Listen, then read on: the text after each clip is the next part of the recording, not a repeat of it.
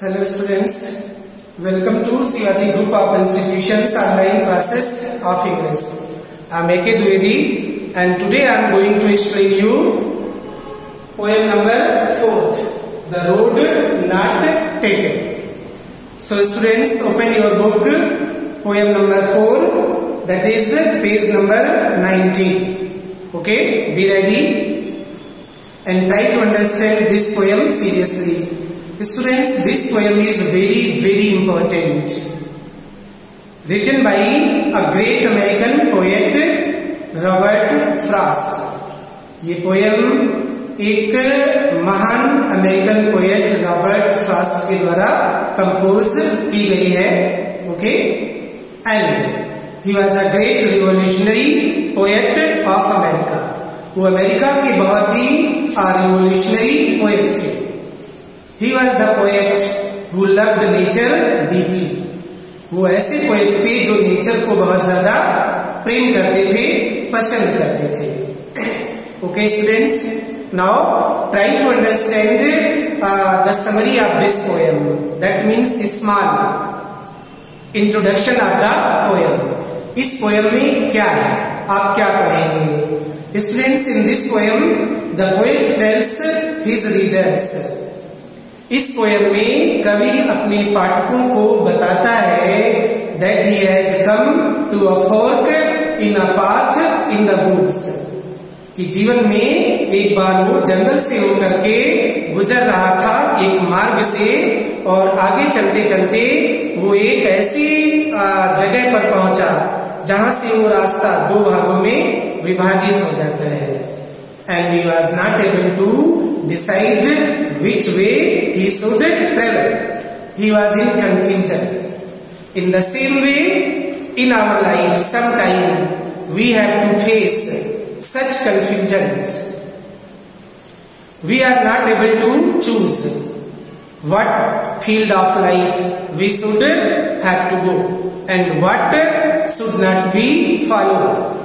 विद्यार्थियों, हमारे जीवन में भी बहुत बार ऐसी परिस्थितियां आती हैं, मौके आते हैं जब हमें जीवन में एक लक्ष्य को चूज करना होता है, लेकिन हम अपने लक्ष्य को चूज नहीं कर पाते हैं. हमें कंफ्यूजन रहती है, दुविधा रहती है कि हमें क्या करना चाहिए. हमें साइंस स्ट्रीम चूज करनी चाहिए या आर्ट, हमें कॉमर्स पढ़ना चाहिए कि कोई अदर फील्ड, हमें आगे क्या बनना है, डॉक्टर बनना है, इंजीनियर बनना है. हमें कंफ्यूजन होता है, हम चॉइस नहीं कर पाते हैं. ठीक है, तो ऐसे कवि कहता है कि उसके जीवन में एक बार ऐसा मौका आया जब वो किसी जंगल से होकर के गुजर रहा था एक मार्ग से, और आगे चल करके ये मार्ग दो रास्तों में डिवाइड हो जाता है. वहां पर पहुंच करके वो ये डिसाइड करने में असफल था कि which way he should go and which way he should not go. Okay, तो बेटा ये आपका शॉर्ट में एक तरीके का इंट्रोडक्शन ऑफ द पोएम था. Let us start the poem first stanza. Okay, first stanza of the poem. The two roads diverged in a yellow road. Two roads मतलब सड़कें. रोड्स यहाँ पे सिंबलाइज करता है हमारी चॉइसेस से. डाइवर्स्ड मीन्स सेपरेटेड, विभाजित हो जाते हैं. इन a yellow would. Yellow would क्यों कह रहा है? वुड मीन्स वैसे फॉरेस्ट होता है, और yellow yellow means turned yellowish in colour.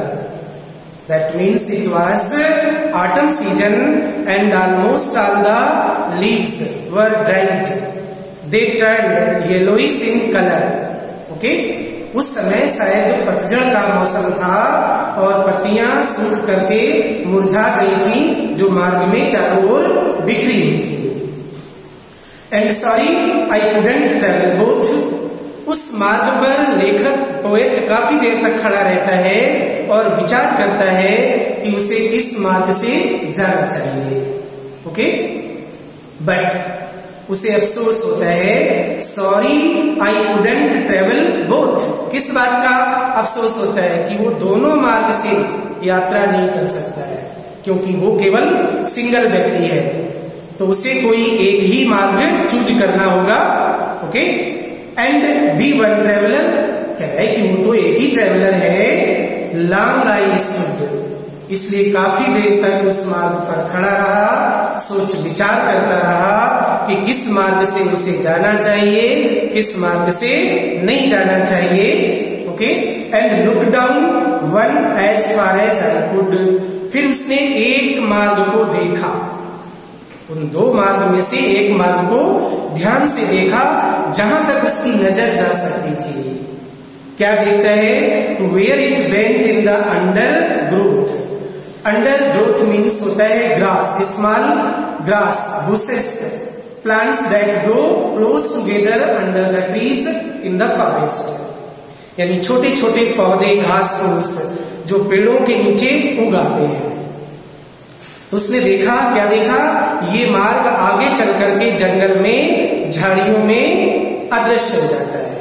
उसकी जहां तक नजर जाती है काफी दूर तक उसे मार्ग दिखाई देता है। फिर एक ऐसी मतलब डिस्टेंस पर जहां पर ये मार्ग जंगल में अदृश्य हो जाता है, मतलब वो उस मार्ग को नहीं आगे देख पाता है। ओके, तो स्टूडेंट्स, मैंने आपको पहला स्टेंजा हिंदी में एक्सप्लेनेशन किया, तो पहले आप इसकी राइमिंग स्कीम समझ लीजिए। स्टूडेंट्स, इस स्टेंजा में देखिए first line, two roads diverse in a yellow wood, B wood निकलना है, इसको मैंने सपोज ए से रिप्रेजेंट कर दिया। सेकंड लाइन है, and sorry I couldn't travel both, both इसका प्रोनाउंसिएशन डिफरेंट है, इसको मैंने बी से सिंबलाइज कर दिया। Now third, and be one traveller long I stood, good stood, ये भी वही है तो इसको भी मैंने ए से कर दिया। पहली लाइन और थर्ड लाइन का सेम प्रोनाउंसिएशन है। नाउ फोर्थ लाइन, कुड, ये डिफरेंट है आपका कुड, जैसे वुड बी की तरह, सेकेंड लाइन की तरह, तो इसको भी मैंने बी से कर दिया, would stood, could. Okay, now under growth, under growth ये भी आपका डिफरेंट है तो इसको मैंने सी से रिप्रेजेंट कर दिया, ए बी सी। ओके, तो this is the rhyming scheme of this poem. Mostly in all the stanza, this is the rhyming scheme. Now students, try to understand this poem in English explanation. Okay, the poet says that once he was traveling through a forest, and while traveling on a path, he came to a point where this path was diverged into different directions. He noticed that the both paths were looking good, and he also felt that he was only one traveler. That's why he couldn't travel on the both paths. In the same way, in our life, we may have some confusions. We come to choices when we have to decide which one way we should have to choose and which we have to leave. He was in great confusion, so he kept on standing there for some time, but he was not able to decide which way should he travel.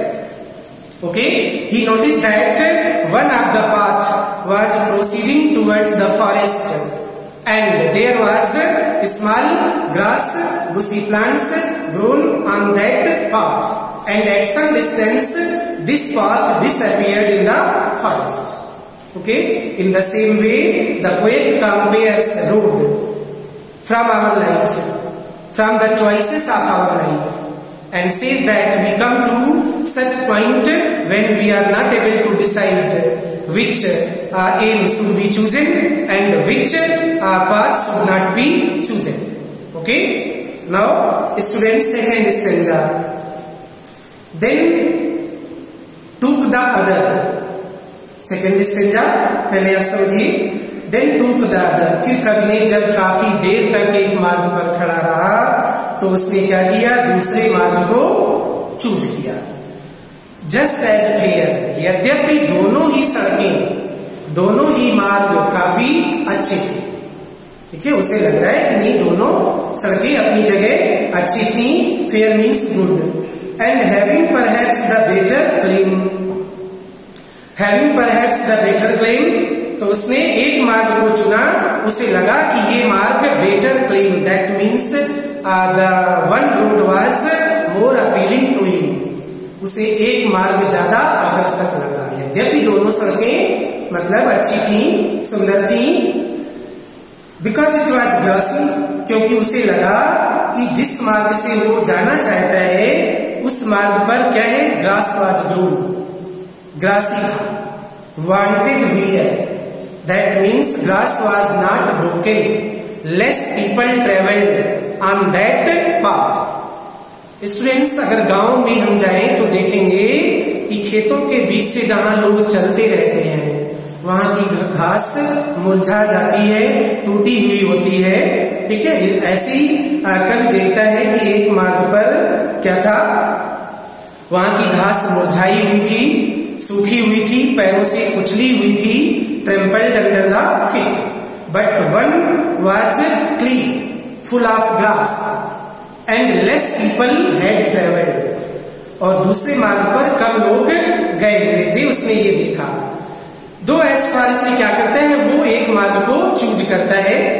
दो as for that the passing there, लेकिन जब कुछ दूर चलता है, कुछ दूर चलने के बाद उसे फिर एक बार ये एहसास होता है, क्या एहसास होता है, कि दोनों ही सड़कें अपने आप में अच्छी थी। Had worn them really about the same, यानी उस दिन दोनों ही सड़कें कम चली हुई थी, दोनों ही मार्ग पर घास उगी हुई थी और दोनों ही मार्ग उसको आकर्षक लग रहे थे। But he couldn't travel both of the routes at the same time as he was only one travel. तो स्टूडेंट्स, इसको भी इंग्लिश में समझ लीजिए। The poet says that he kept on looking at one path for some time, वो काफी देर तक एक पाथ को देखता रहता है। And then he tried to check if it is the right path for him or not, and then he decided and started walking on one of the path because he felt that the both paths were equally good. And he says that just as clear, he felt that both paths were equally good and started walking on one of them.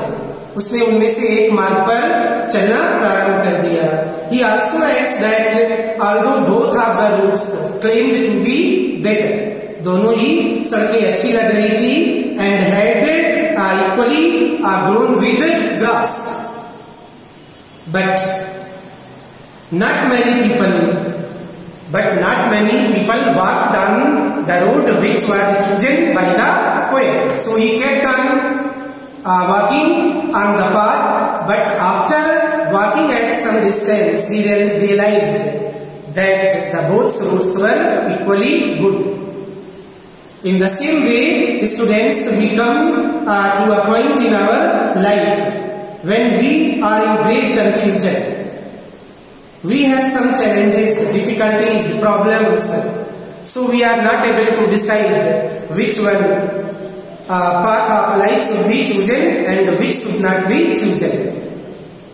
But we should have to choose only single, and if we have chosen any wrong way of life, then in future we have to repent. Okay students, मैंने आपको 2 stanza clear कर दिए। Now next day आपको remaining 2 stanza clear करूंगा। Till then in दोनों stanza को आप seriously बार बार revise करिए। Thank you for attending the class.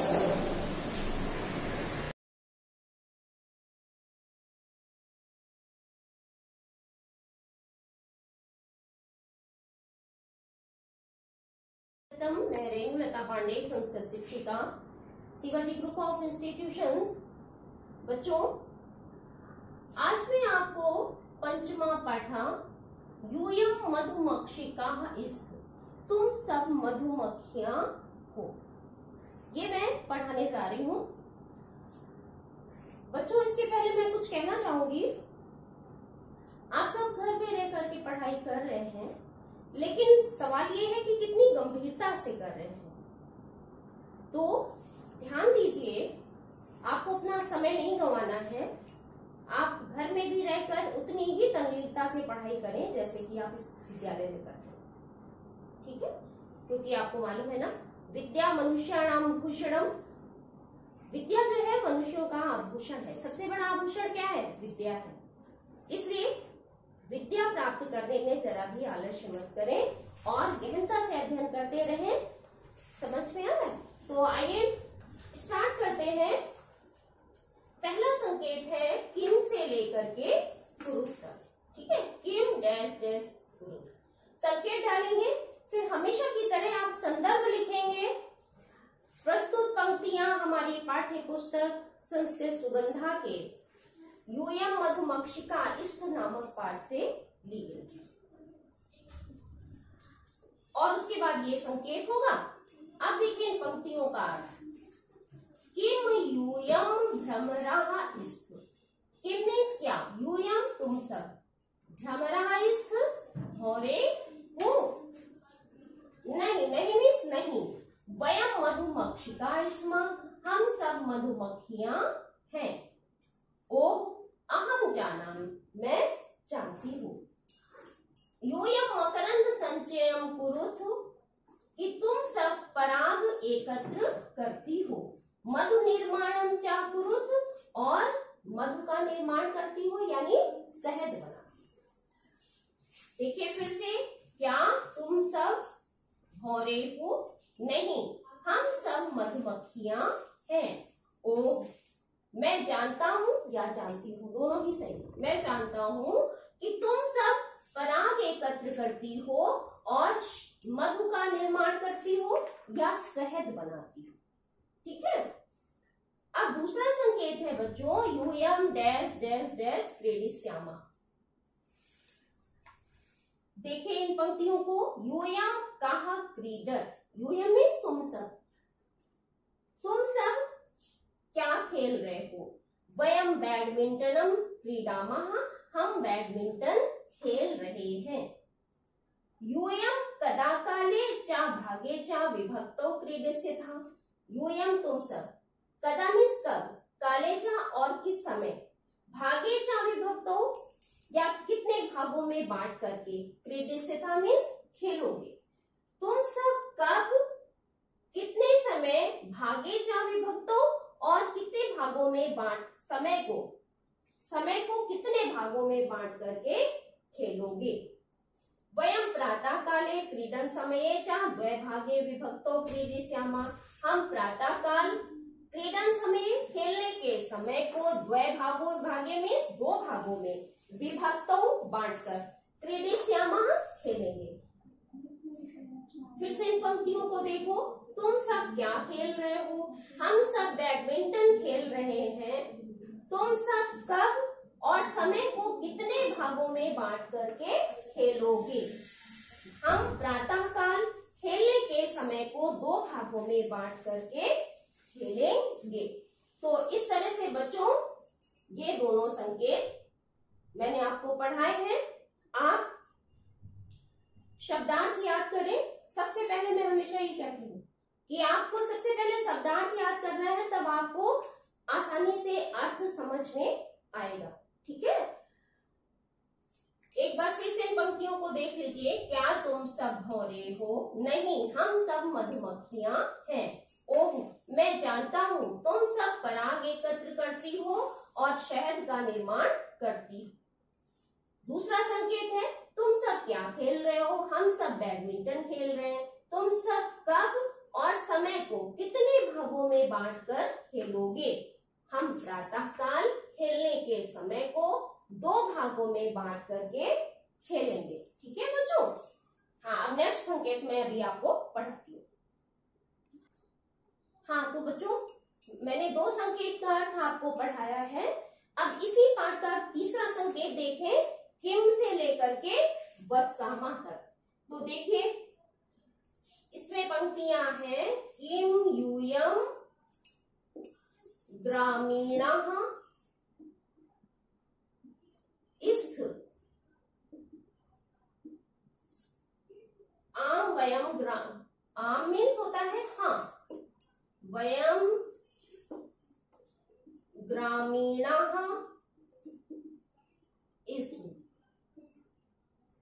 स्मः यूयं कुत्र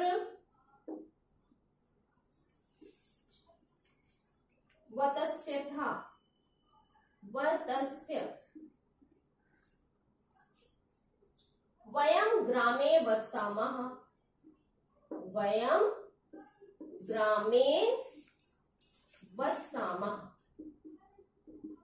ठीक है। ये तीसरा संकेत है बच्चों। तो देखिए ये किम से लेकर के वत्सामः तक इन पंक्तियों का अर्थ देखें। किम मीन्स क्या, यूयम ग्रामीणाः इष्ट, यूयम मीन्स तुम सब, क्या तुम सब ग्रामीण हो। ग्रामीण किसको कहते हैं, जो गांव में रहने वाला होता है। क्या तुम सब ग्रामीण हो, आम मीन्स हाँ, वयम ग्रामीणाः स्मः, हम सब ग्रामीण हैं। यूयम कुत्र वत्स्यथ, तुम सब कहाँ रहते हो। यूयम ग्रामे वसामः, हम सॉरी यहाँ वयम होगा, क्वेश्चन किया जा रहा है यूयम, तो यहाँ पर आंसर में वयम आएगा बच्चों। हम सब गांव में रहते हैं। फिर से देखो, क्या तुम सब ग्रामीण हो, हाँ हम सब ग्रामीण हैं। तुम सब कहाँ रहते हो, हम सब गांव में रहते हैं। ठीक है, ये तीसरा संकेत था बच्चों। अब आइए नेक्स्ट संकेत में।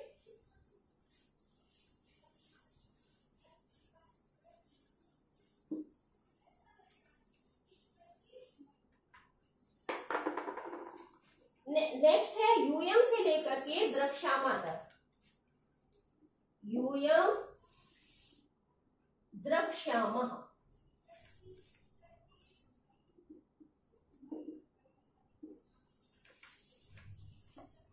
पहली पंक्ति है यूयम कुत्र गमिष्यथ,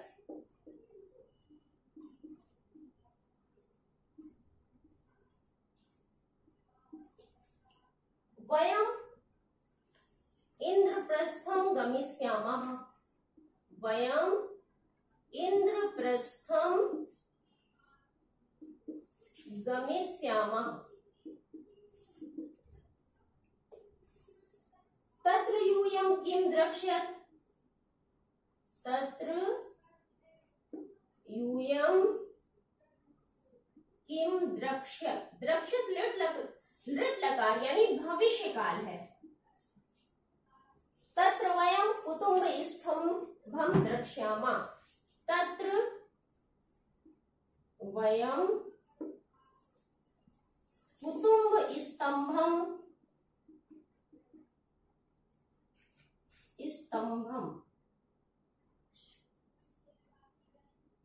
द्रक्ष्यामः। ठीक है बच्चों। यूयम कुत्र गमिष्यथ, तुम सब कहाँ जाओगे, हम सब इंद्रप्रस्थ जाएंगे। तत्र यूयम किम द्रक्ष्यथ, वहां तुम सब क्या देखोगे। तत्र वयम कुटुंब स्तंभम द्रक्ष्यामः, वहां हम सब कुतुब मीनार देखेंगे। तुम फिर से देखो, तुम सब कहाँ जाओगे, हम सब इंद्रप्रस्थ जाएंगे।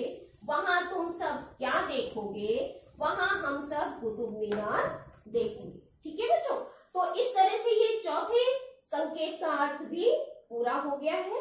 आप सभी शब्दार्थ याद करें, इन पंक्तियों का अर्थ पढ़ें और लिखें। बच्चों, आपका लेखन कार्य बहुत ही स्वच्छ और सुंदर होना चाहिए, इस बात का आप विशेष ध्यान रखेंगे। अपना कार्य पूरा रुचिपूर्वक करें। धन्यवाद, आपका दिन मंगलमय हो।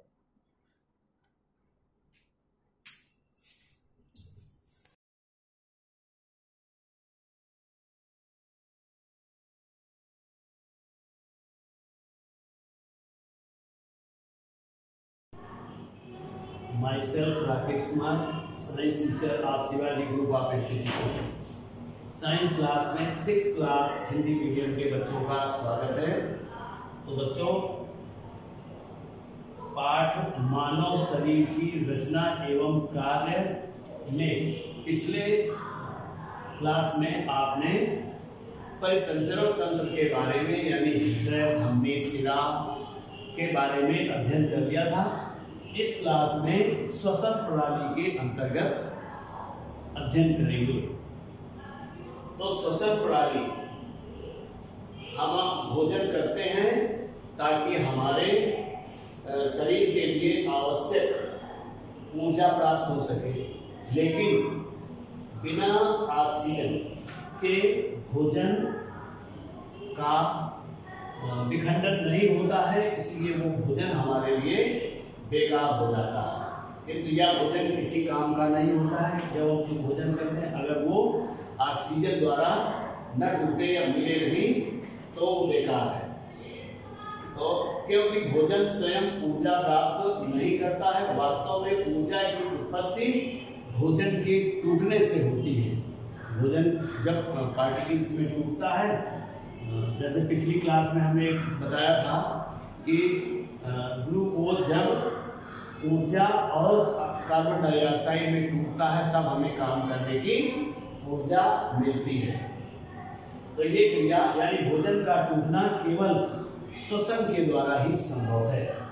यानी श्वसन क्रिया द्वारा ऑक्सीजन ली जाती है और अवशोषित करके संपूर्ण शरीर को ऑक्सीजन दी जाती है, तब हमारे भोजन का विखंडन होता है और हमको कार्य करने की ऊर्जा मिलती है। तो श्वसन के बारे में आगे देखते हैं। तो श्वसन क्रिया करने के लिए नंबर 1 पार्ट है आपका नासा छिद्र। नासा छिद्र और नंबर 2 नासा छिद्र। नासा छिद्र, नाक में जो 2 छेद होते हैं यही है नासा छिद्र, और दूसरा है कंठ या वायु नली। वायु नली या इसको कंठ भी कहते हैं। कंठ, वायु नली पहला नासा छिद्र हो गया, फिर वायु नली या कंठ, और नंबर 3 है फेफड़े। फेफड़े, ये 3 पार्ट श्वसन क्रिया में मोस्टली भाग लेते हैं। यानी नासा छिद्र, हमारी नाक में जो 2 छिद्र होते हैं उन्हें हम नासा छिद्र कहते हैं। इनसे वातावरण की वायु अंदर जाती है और बाहर निकलती है, तो इसके लिए ये नासा छिद्र होते हैं। नंबर 2 वायु नली या कंठ। वायु नली या कंठ जिसकी लंबाई करीब 12 सेंटीमीटर होती है और व्यास इसका 2.5 सेंटीमीटर लगभग होता है। यानी कितनी लंबी होती है? श्वास कंठ जिसको कहते हो, ये 12 सेंटीमीटर लंबाई तथा 2.5 सेंटीमीटर व्यास का होता है। ये वायु नली आखिरी सिरे पर 2 छोटी नलिकाओं में विभाजित हो जाती है। छोटी नलिकाओं में 2 और छोटी नलिकाएं होती हैं जिन्हें ब्रोंक्स कहते हैं। ये आप देख रहे हैं, इनको ब्रोंक्स कहते हैं। और ये आपका था कंठ, और ये आगे चल करके 2 छोटी नलिकाओं में विभाजित हो गया और ये हो गया ब्रोंक्स। ब्रोंक्स में भी 2 नलिकाएं होती हैं, यानी ये जो नली यहाँ से आई थी ये 2 नलिकाओं में विभाजित हुई और ये प्रत्येक नली 2 नलिकाओं में और विभाजित हो जाती है, जिनको ब्रोंक्स कहते हैं। जब हम श्वसन क्रिया द्वारा सांस को अंदर ले जाते हैं तो वातावरण में जो गैसें हैं इनमें बहुत सारी चीज यानी धुएं के कण, धूल के कण या और सारी चीजें मिक्स होती हैं, जो अंदर जब सांस लेते हैं तो उनको रोकने के लिए हमारे नाक के क्षेत्रों के अंदर रोम यानी बाल जैसे स्ट्रक्चर्स होते हैं, है ना, हेयर लाइक स्ट्रक्चर्स होते हैं, वो उन धूल के कणों को रोकने का कार्य करते हैं। तो जब वो धूल को रोकने का कार्य करते हैं तो धूल हमारी यहीं बाहर रुक जाती है। इसके बाद भी अगर कोई अपशिष्ट पदार्थ अंदर की ओर जाता है तो ये ब्रोंक्स रोक देते हैं। अगर ये ब्रोंक्स रोकने में सक्षम नहीं होते हैं तब आपको बार बार खांसी आने लगेगी, जिससे उस चीज को बाहर निकालने का प्रयास करते हैं। और अगर इनमें स्वेलिंग आ गई तो आपको सांस लेने में दिक्कत होने लगती है। फिर इसको ब्रोंकाइटिस कहते हैं। जिसको बहुत ज्यादा खांसी आती है तो उसको कहते हैं इसको ब्रोंकाइटिस हो गया है। ब्रोंकाइटिस का मतलब है इन्हीं ब्रोंक्स में स्वेलिंग आ जाने के कारण ऐसा हुआ है। तो इससे बचने के लिए हमको शुद्ध वातावरण या शुद्ध वायु की जरूरत होती है। तो अब आगे चलते हैं। इसमें कंठ हो गया और फेफड़े बक्ष गुहा यानी उदर में के दोनों तरफ दायां और बायां भाग में 2 फेफड़े होते हैं। इन फेफड़ों में ऑक्सीजन यानी क्रमाकुंचन ये भी अरैखिक पेशियों द्वारा और अनैच्छिक पेशियों द्वारा निर्मित होते हैं। अनैच्छिक पेशियों का मतलब है कि वो हमारी इच्छा के कंट्रोल में नहीं, हमारी इच्छा के अनुसार नहीं कि हमारी इच्छा है तो ये काम कर रहे हैं और ना इच्छा हो तो काम करना बंद कर दें, ऐसा नहीं। ये हमारी इच्छा के बाहर है, इसलिए ये अनैच्छिक पेशियों से बने होते हैं, इसीलिए इनको अनैच्छिक क्रियाएं भी कहते हैं। आप न चाहें तब भी आपको सांस लेने की जरूरत पड़ती है। और इन फेफड़ों में भी बहुत छोटी छोटी सी नलिकाएं होती हैं जो ऑक्सीजन को अंदर इस प्रकार से अवशोषित करती हैं। जो वायु के साथ ऑक्सीजन गई है ये अवशोषित करके जो हृदय से यानी हृदय के निलय भाग से जो रक्त आता है उससे ये कार्बन डाइऑक्साइड गैस ले लेते हैं और ऑक्सीजन गैस उसे पुनः वापस दे देते हैं। और वो ऑक्सीजनेटेड ब्लड फिर पूरे शरीर में, संपूर्ण शरीर में भेजा जाता है, जो माइटोकॉन्ड्रिया में ग्लूकोज से क्रिया करने के बाद हमको ऊर्जा दे देता है। और ऊर्जा निकलने के बाद कार्बन डाइऑक्साइड गैस भी निकलती है, जिसको ब्लड वापस ले करके और फिर से हृदय में लाता है। और हृदय से कुछ कोशिकाएं नलिकाएं ऐसी होती हैं जो फेफड़ों तक आती हैं और यहीं पर फेफड़ों में ही गैसों का आदान प्रदान किया जाता है। यानी जो ब्लड या रक्त कार्बन डाइऑक्साइड गैस लेकर के आया है वो फेफड़े ले लेते हैं और ऑक्सीजन ब्लड को दे देते हैं। इसके बाद ये रक्त फिर से निलय में भेजा जाता है और अब बाएं निलय में जाएगा, बाएं निलय से बाएं आलिंद में जाएगा और बाएं आलिंद से धमनियों के द्वारा संपूर्ण शरीर में फिर से भेज दिया जाता है। तो हमारे शरीर में फेफड़ों का बहुत ही अच्छा रोल है। अब सांस लेते समय सीने की गति को देखिए। सांस 2 तरीके से लेना और निकालना। कभी आप सांस को ऐसा करते हैं कि जब अंदर ले जाते हैं और फिर निकालते भी हैं, तो निकालने और अंदर लेने का क्या कार्य? जब आप सांस अंदर लेते हैं तो आपके का वक्ष स्थल आकार में बड़ा हो जाता है और फेफड़े फूल जाते हैं। फेफड़ों में जैसे ही गैस गई उसमें तुरंत ऑक्सीजन अवशोषित कर ली गई और रक्त से वापस जो कार्बन डाइऑक्साइड ली गई है निःश्वसन, यानी जब हम सांस को बाहर निकालते हैं तो उसके द्वारा बाहर निकाल दी जाती है। तो इस प्रकार से सांस लेने की प्रक्रिया चलती रहती है। और ध्यान ये रखना है कि ये अनैच्छिक पेशियों के द्वारा बनी होती है, इनको हम रोक नहीं सकते हैं। जैसे हृदय हो गया और फेफड़े हो गए, ये दोनों अनैच्छिक पेशी होते हैं, इनमें आपकी इच्छा का कोई रोल नहीं होता है। तो इस प्रकार से श्वसन प्रणाली भी आप समझ गए होंगे। मानव में श्वसन का कार्य किस प्रकार से होता है। तो 3 पार्ट हैं। एक हो गया नासा क्षेत्र, ये सभी लोग जानते हैं और उनको देख भी रहे हैं, सभी के पास है ये। फिर है वायु नली या कंठ। वायु नली या कंठ की लंबाई कितनी होती है? इसकी लंबाई 12 सेंटीमीटर यानी 12 सेंटीमीटर लगभग होती है और 2.5 सेंटीमीटर व्यास का होता है, डायमीटर इसका 2.5 सेंटीमीटर होता है। नीचे की ओर जब फेफड़ों की ओर और चलते हैं तो ये नलिकाएं दो और छोटी नलिकाओं में विभक्त हो जाती हैं, जिनको ब्रॉन्क्स कहते हैं। ये जो नलिकाएं यहाँ दिखाई दे रही हैं ये ब्रॉन्क्स हैं। ये यहाँ पर उपस्थित होने का सिर्फ और सिर्फ कारण ये है कि वायु में जो अपशिष्ट पदार्थ आए हैं उनको फेफड़ों के अंदर न जाने दिया जाए या रोक दिया जाए।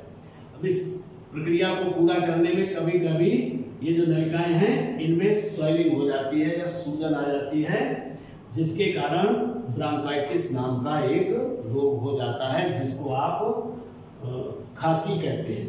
यानी बहुत ज्यादा खांसी आने लगती है किसी किसी व्यक्ति को तो उसे ब्रोंकाइटिस हो जाती है। और इस ब्रोंकाइटिस को दूर करने के लिए पेनिसिलिन ग्रुप के अलावा कोई और चीज इसमें काम नहीं करती है। इसके बाद फिर फेफड़ों में जो ऑक्सीजन आती है उसको अवशोषित किया जाता है। अब केवल शुद्ध ऑक्सीजन आई है, बाकी सब बीच में ही रोक ली गई है। इसको रोकने के लिए नाक के छिद्रों में अंदर एक श्लेष्मल पदार्थ भी निकलता है, जिसके कारण अपशिष्ट पदार्थों को रोकने में भी मदद मिलती है, या धूल या धुएं के कण वही रोक लिए जाते हैं। तो इस प्रकार से बच्चों आपने श्वसन प्रणाली यानी मानव में भी मछली में भी सिंगल पर संचरण और डबल पर संचरण दोनों आपने अध्ययन कर लिया। तो अगली क्लास में, इस क्लास में इतना ही, और अगली क्लास में हम आपको पाचन संस्थान के बारे में बताएंगे। Thank you.